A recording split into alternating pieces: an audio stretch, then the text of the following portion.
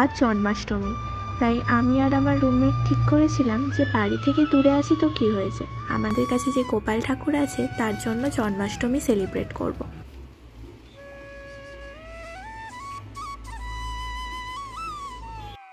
স্নান করে প্রথমে ভোগ বানানোর জন্য যা যা দরকার এক জায়গায় নিয়ে নিয়েছিলাম।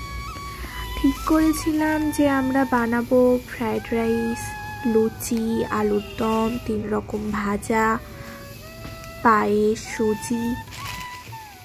প্রথমে ভেবেছিলাম ভোগ বানানোর সময় প্রত্যেকটা ক্লিপ রেকর্ড করে রাখবো, কিন্তু একা হাতে ভিডিও প্লাস রান্না সব কিছু করা সম্ভব নয়, তাই রান্নার মাঝে যতটুকু পেরেছি ক্লিপ আমি রেকর্ড করেছি।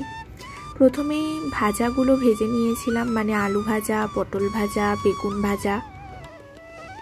আর এক সাইডে পায়েস আর সুজি বানানোর জন্য দুধ গরম করতে দিয়েছিলাম।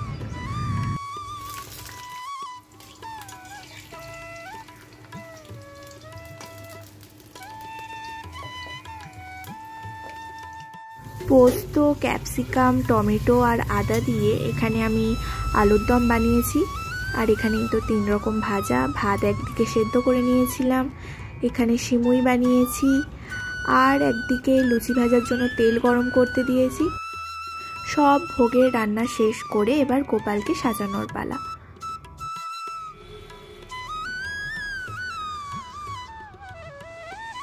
গোপালকে স্নান করানোর জন্য বেশি কিছু আমাদের কাছে ছিল না, তাই আমরা দুধ আর তুলসী পাতা দিয়েই গোপালকে স্নান করিয়েছি।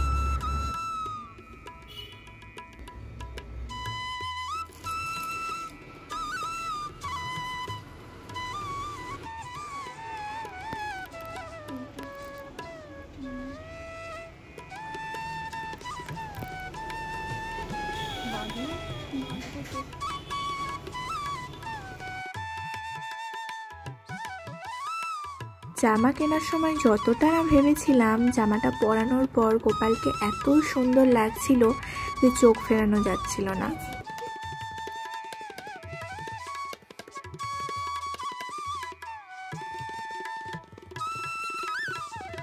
গোপালকে সাজানো শেষ, এবার ভোগের থালা রেডি করার পালা।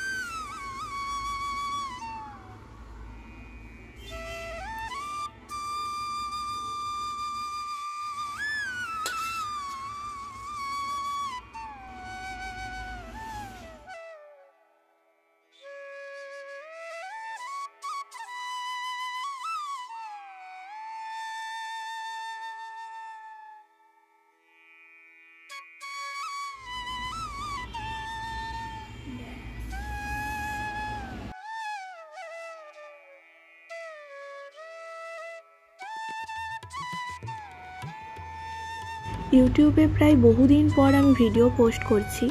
ইউটিউব থেকে আমি অনেক দিন ইনঅ্যাক্টিভ আছি, তাই ভাবলাম যে নতুন করে ভিডিও যখন পোস্ট করা শুরু করব, তাই জন্মাষ্টমীর ভিডিও দিয়ে শুরু করা যাক। জন্মাষ্টমীর ব্লগ কেমন লাগলো অবশ্যই আপনারা কমেন্ট করে জানাবেন। সবাইকে শুভ জন্মাষ্টমী।